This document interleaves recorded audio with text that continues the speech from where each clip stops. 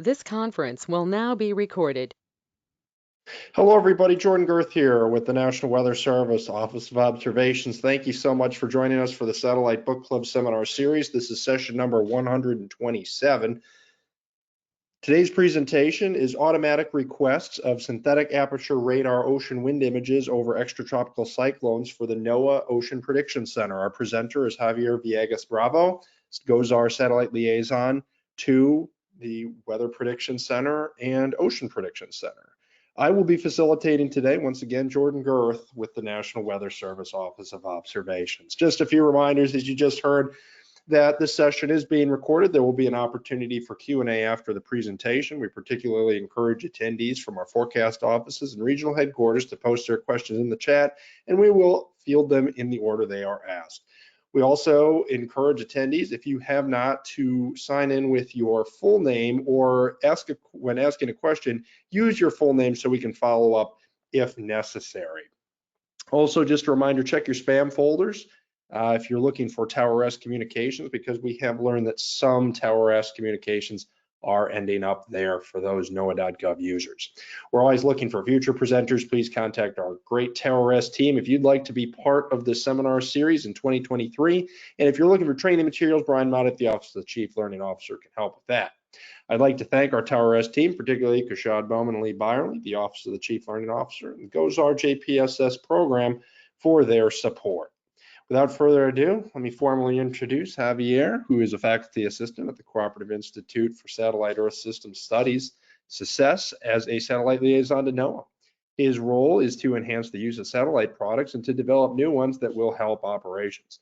Javier received his bachelor's in 2018 and master's in 2020 in atmospheric science from the University of Illinois, Urbana-Champaign, where he specialized in satellite remote sensing. In his free time, Javier likes to go for runs, listen to music, and read about history. Javier, glad to have you back to the book club, and happy 2023, everybody. Thanks, Jordan. Can you hear me all right? Got you perfectly. Thank you so much. Great. Yeah, so like Jordan said, my name is Javier Alfredo Villegas Bravo. I'm the satellite liaison to the Weather and the Ocean Prediction Center in College Park. And I am contracted through the Cooperative Institute for Satellite Earth System Studies.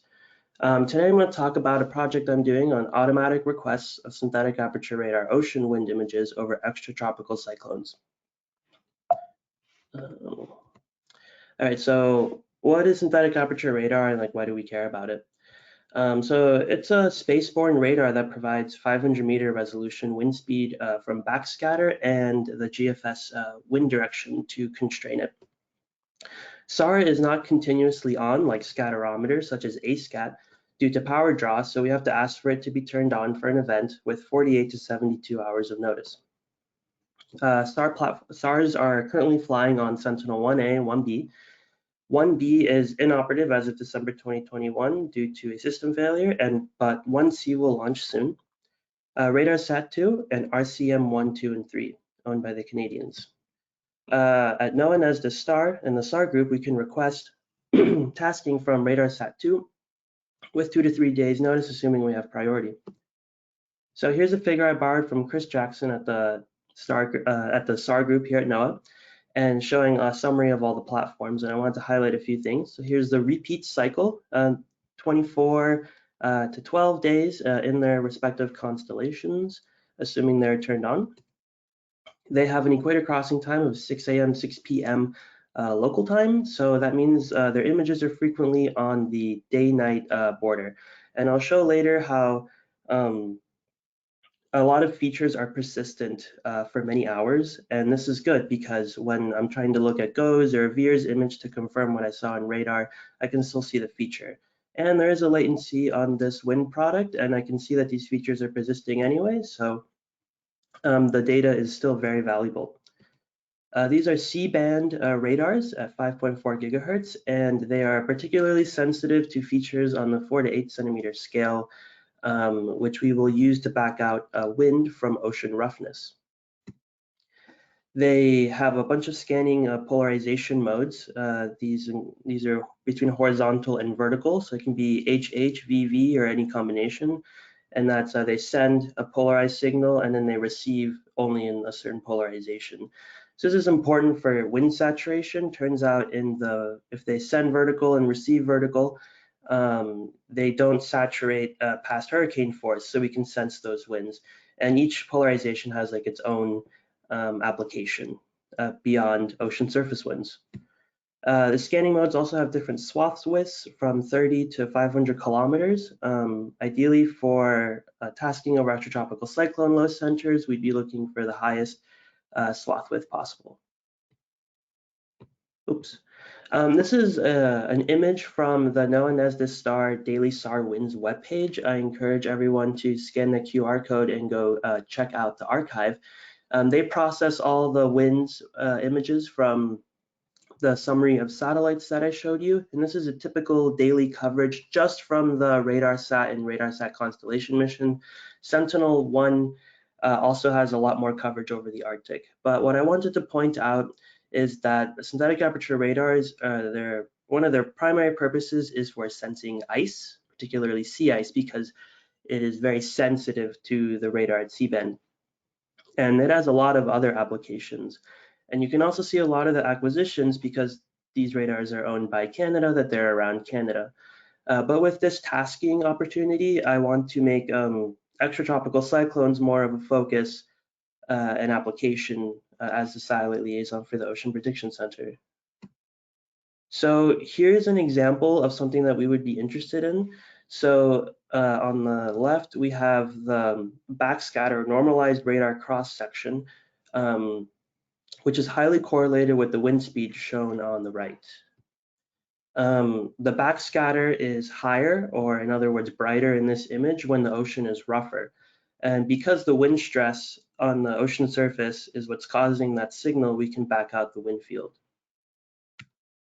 And deep clouds and precipitation may attenuate that C-band SARS signal, and I'll show a case of where ice and convective cores is blocking the signal from reaching the ocean surface and giving us a valid wind retrieval. So here's a zoomed in version of this test case. So what we're looking at is and I'll show in a bit, the leading edge of a cold front, and we're actually seeing mesoscale outflow. So this image is at 500 meter resolution. And then here's that backscatter image. So where we see these darker red colors of these high winds, we're seeing enhanced backscatter. And the opposite is true over here. We have lower winds over here in the cyan color, yellowish colors, and then back here we have darker colors. So I found out that this image was from RCM1 from October 23rd, 2021 at 1908Z. So I went ahead and found it in the Himawari 8 air mass RGB. So like I said, we're on the day-night terminator. So I wanted to use the air mass because I can see everything unaffected by the sun. So I found it was embedded in the cold front of this mature cyclone. And to see it in the visible, I went about 30 minutes ahead in time and pulled up the Sandwich Viz IR, and I saw there's some glaciation going on, so there's some convection. You can see the clouds showing the air mass boundary as well. And what I wanted to do is compare the synthetic aperture radar to our baseline, which is the advanced scatterometer. So the advanced scatterometer has a 9:30 a.m. p.m. Orbit, and I was able to catch this synthetic aperture radar event with ASCAT about an hour and a half later. So this is about the region where the synthetic aperture radar was. And I just wanted to highlight also that ASCAT also caught the part of the extratropical cyclone that we're most interested in, the bent back front, low pressure region. So you can see there's winds in excess of 50 knots here in the center, which I believe is storm force, which is one below hurricane force. This is pretty strong. So here is the zoomed in version of that ASCAT image. The ASCAT is native at 25 kilometer resolution. We do get it at 12.5 kilometers at OPC, but this will show the same effect. So when I overlay the two, it's just to highlight the increase in fidelity that we're getting. So we're seeing mesoscale features for the first time. Right, so we're seeing the mesoscale features, which isn't possible at 12.5 kilometer resolution. You need about 3.5 or less. So the 500-meter resolution is really, really nice and exactly what we're looking for. So here's another air mass boundary, and you can see it right here manifesting. And what I wanted to show was some of the limitations. So here's some convective elements that I recently learned were called like feathering or something in the backscatter. And they show up as high winds in the processing. But what's actually going on is the ice production in these cores is blocking the synthetic aperture radar signal. So we're not actually penetrating to the ocean surface. Therefore, we're not measuring ocean roughness.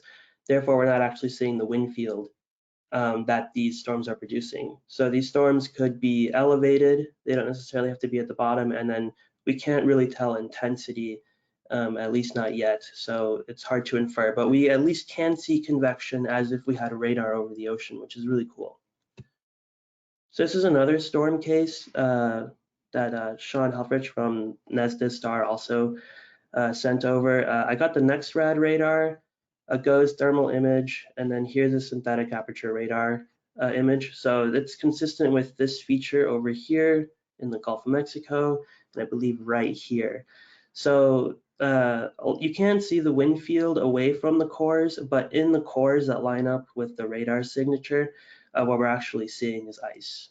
So that's just something to interpret and know about the SAR wind field. Here's another example of convective rolls. So this is in Alaska, and in the wind image, it's contaminated by ice. Like I said, SAR is really sensitive to ice, but it has really high texture and really high backscatter, so it's easy to spot in the wind image. And then here are the horizontal convective rolls. So these images from VIIRS and SAR are about 4 or 5 hours apart, but the system was persistent over that time, and GOES couldn't resolve this actually. So it was cool to see this feature and see like what it was producing on the ground, and it was producing about 20, 25-ish knot winds, which isn't a huge threat, maybe just for really small vessels, but not really a big deal. This is one of my favorite cases for gravity waves. So this is off the islands on Alaska, and we have like a northwesterly wind blowing over the features, and it's causing gravity waves that are actually penetrating to the ocean surface and causing roughness, which is being detected by the radar. So it's really cool. You can even see the wavelength of the gravity waves, and downstream you can see patterns of interference. And these red winds are pretty enhanced. I believe they're around 30 knots, and these green and yellow colors around 20, 25 knots. So pretty strong winds, actually. I didn't know gravity waves could do that. So motivation and goals for our tasking procedure. So at the Ocean Prediction Center, we want synthetic aperture radar for our products. One of the OPC satellite focal points told me ASCAT is relied upon heavily for pretty much all the analysis and near-term forecasts, including both the high seas and offshore forecasts. So wind observations are super important at the Ocean Prediction Center, and anything we can add is a plus. So we want to target 500-meter gridded wind speed retrieval over wind maxes and extratropical cyclones. I showed that ASCAT image at the beginning. We were seeing like 50-knot winds in the center of the cyclone. We want to get the synthetic aperture radar acquisitions over there. So in order to do that, we need to make a workflow to detect and predict cyclone position with 2 to 3 days notice, and send those high priority events to NESDIS STAR SAR group, where they can request that image be taken by RADARSAT-2 if it will be possible in its orbit. This is an example of how we warn on these winds and extratropical cyclones. This was a surface analysis done by Michael Fulmer at OPC. And you can see this extratropical cyclone here. It's got cold front, warm front, occlusion, and he went ahead and annotated using ASCAT, actually, hurricane force winds. So the more opportunities we can get to view winds in the different orbits, we can actually warn on these things to help out the mariners. So here's an example of the cyclone detection that we attempted. So we used a 72-hour GFS forecast valid at November 1st, 2022 at 12Z. And then when I underlaid the air mass RGB from Himawari 8 goes west and goes east valid at the same time. So this, and then the blue plus signs are basically where low pressure minima were detected. And this detection algorithm was produced by Dr. Alex Crawford at the University of Manitoba. And it was originally designed to find local pressure minima for polar lows. So we've been working on tuning this for really strong extratropical cyclones.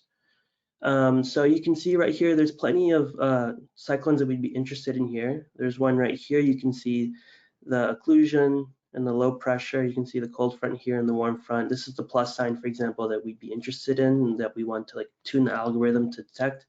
Here's another one right here just above it. You can see the bent back front. You can see the plus sign right there. That's exactly where we would want a synthetic aperture radar overpass. There's one over here over the Hudson. You can see the bent back front right there. And there's another one in the Atlantic. So there's some erroneous hits in local pressure minima, but it's capturing the events that we want to see. So that's a really good sign. So here's an example of a successful manual request of synthetic aperture radar winds over Hurricane Sam transitioning into an extratropical cyclone. So I think these were like a couple options for the tasking, and this is what we eventually got from the NESDIS SAR group. Yeah. So here's just a closer look at it. You can see the backscatter and then the wind retrieval. You can see the eye really clearly and all the features that it has, yeah. So future work, finish tuning detection algorithm for automatic tasking requests. So we want to get rid of those weaker erroneous detections. Currently working on getting NESDIS SAR winds and AWIPS2 at OPC. This will include our task retrievals when those happen. And just want to thank Lee and the TowerS team for like helping us get that into AWIPS. We don't have it yet, but this will augment ASCAT B and C wind data, which is what we currently use at OPC. And summary. So synthetic aperture radar is a powerful tool to see the mesoscale wind structure of extratropical cyclones. The Ocean Prediction Center wants this data to improve its forecasting mission. SAR images have to be requested with 2 to 3 days notice. So we're constructing a workflow to request the data automatically. And we will be getting the SAR winds and AWIPS too. Thank you.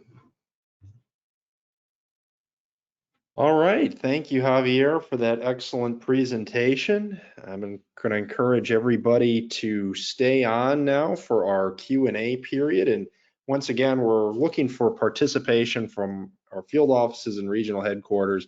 And please remember to specify your full name in the chat if asking a question with a generic or office account. I'll just mention a few things regarding next week's Satellite Book Club. Just please stay tuned for communication related to next week's Satellite Book Club. What that means is we're trying to finalize our details for our presenter. And once again, I'll encourage anybody, remind anybody that if you have something to present, maybe you presented at AMS, and you have something to share with this group, that your presentation from AMS may fit very well into the Satellite Book Club, even if the core topic isn't satellite, but for example, maybe satellite is used as part of your solution or part of your investigation. We'd love to have you be part of our Satellite Book Club. I'll also encourage you to contact the TowerS team, particularly Lee Byerly, Kashad Bowman, John Evans, as you see on the slide there, for any questions about the Satellite Book Club or for the configuration of satellite products. So for example, we know GOES 18 is now operational. Hopefully for those out west, they've had no issues viewing that in AWIPS. So very, very exciting time. Okay, so thank you once again, Javier, for that presentation. Let's go into the Q&A. And I might have missed to point out that there is a link related to the Satellite Book Club. So everybody's asking for you to complete surveys these days. We're no different.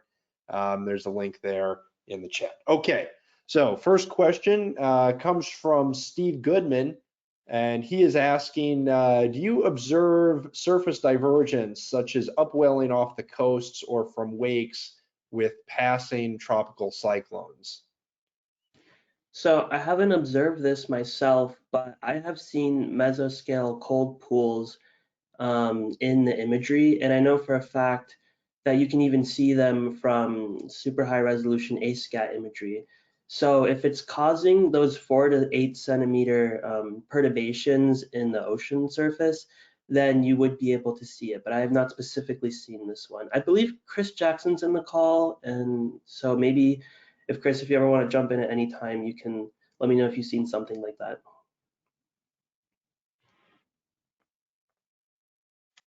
Yeah, I have never looked for anything like that specifically, but I'm sure given the resolution of the SAR that we would be able to detect something of that nature. There was some work done a while ago with the Office of Naval Research looking for the cold wake behind some tropical cyclones, and I think there was some data taken at that time that we were able to see that. The SAR actually is somewhat sensitive to the sea surface temperature. We see changes in the signature as the SAR crosses over the Gulf Stream. We've seen some cold pools. So there certainly is some work that can be done there. All right, thank you for that. Let's go on to our next question from Michael Lawson up in Alaska region. He says, great presentation, Javier. Can you explain a bit more about the process for requesting imagery? This will be super useful for us in Alaska with the vast majority of our strong systems coming in observation devoid areas. Yeah, of course. So the requesting is pretty simple. Maybe Chris can talk more about it, but we just talk with him. We send him an email. We say, hey, this system's going to come at this time and at this lat long. Can you do it? And then he goes ahead and checks with the owners of the satellite and see if there's going to be an orbit. And then you need about 2 to 3 days notice to get that done. Yeah, so that's correct. So the STAR group, we're beginning to stand up a little bit of an order desk. So reach out to me. We have the RadarSat program that allows us to check coverage. If we find an overlapping scene in time and space, we can put in a request to have that data collected. Right now it's being done under USGS auspices in cooperation with some other government partners. And they've been pretty good with regard to responding to tropical cyclones, and we're beginning to expand here to things like floods. We just collected some data over the flooding in Northern California and for extratropical cyclone work. And then maybe somebody can drop a link in the chat if there is one, or just explain how you get the data after it's requested and how soon after the image is captured from the request is the data made available. Yeah, so NOAA STAR obtains the data directly from the vendor. We typically see it in less than a 4-hour window, given a near real-time delivery. It kind of depends on where you are in the world. If you're on an ascending pass off the East Coast, it dumps immediately up into the Canadian ground stations, and sometimes we see it within about 90 minutes. If you're in the Southern Hemisphere, over the Southern Indian Ocean, it may take the full 4 hours for those data to be delivered. The North Pacific varies sometime between those two numbers.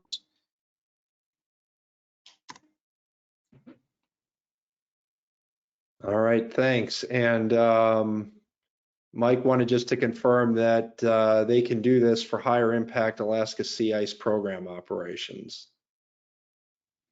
Yeah, Mike, just give us a call. We can talk more about it offline, see how we can meet your needs there.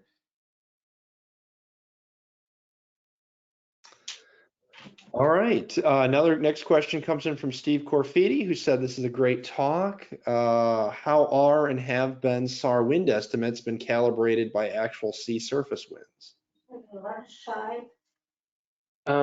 Yeah, I might pass this one over to Chris again since he's in charge of all the processing. But that's something we are working on, getting some validation, yeah.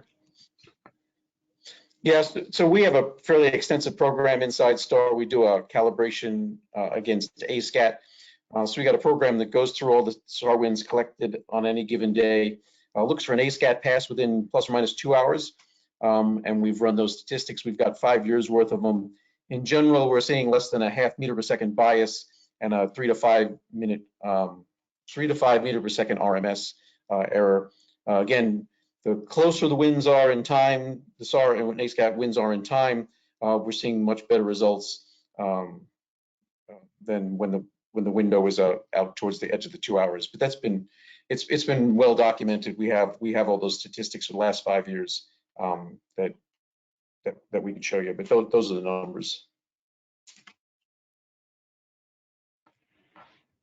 Okay, not seeing any additional questions coming in here, but if you have one, we still have at least a little time left, so don't hold back.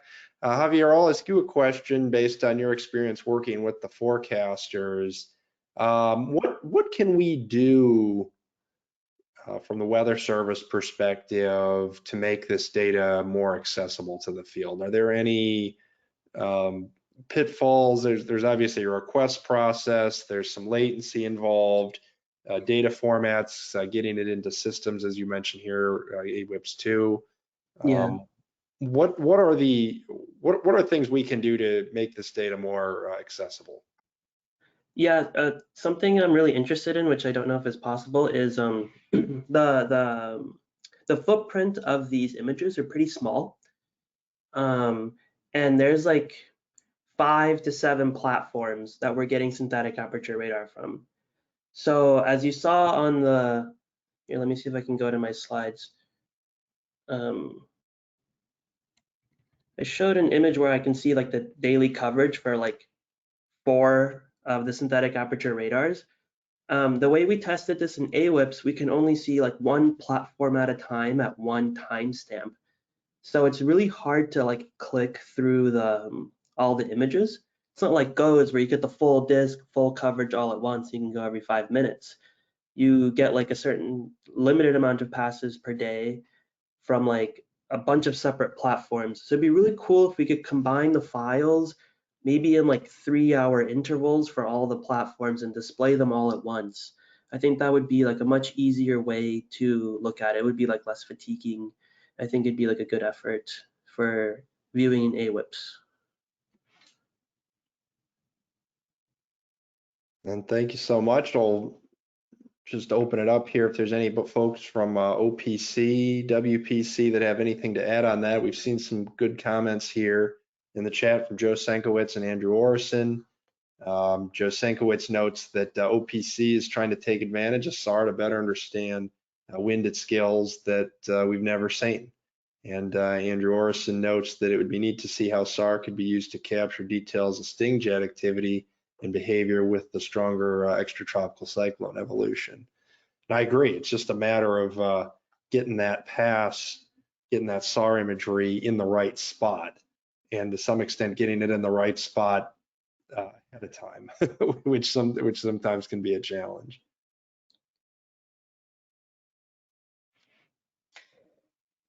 So yeah, quick note, Jordan. You know, obviously the SAR is not going to be on for the whole orbit, but STAR has an extensive program to grab any and all data that are available over the oceans, and so we do occasionally get the fortuitous collection when the sort of the stars align.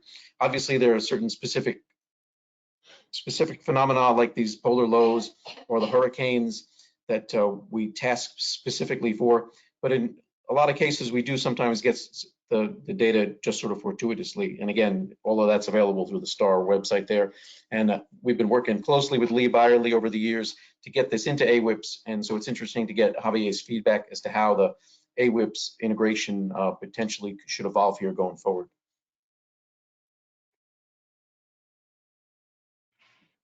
And thanks for that. All right. I see nothing else. Scott Lindstrom points out that there's some SAR examples on the SIM satellite blog. So please, if you're not following the satellite blog, and another plug to do so, to look at the SAR imagery and the potential applications. Yeah, we'll try to get for those of you that can't scan the QR code, we'll try to get the link from this presentation posted in the chat here. What's that? Oh, there I we just go. put it in. Yeah, thanks. Okay. Yep, thank you so much. All right, so we'll wrap it up there for today. Please feel free to get in touch with Javier if you have any further questions about this data. I'm really looking forward to hearing how it is used this year, this winter season with the active weather that we're having. Just a reminder, I've already pointed this out, but if you need to get into contact with the TowerS team for any reason, whether it's configuration of satellite products or satellite book club, those folks are standing by. We're willing to help. Just let us know. Once again. So thanks again for all of you for joining us for today's Satellite Book Club, and I hope you'll join us again next week. Thanks, Javier, for being with us and preparing this excellent presentation. And we'll leave it there. Hope everybody's winter is going well. See you again next week. Take care.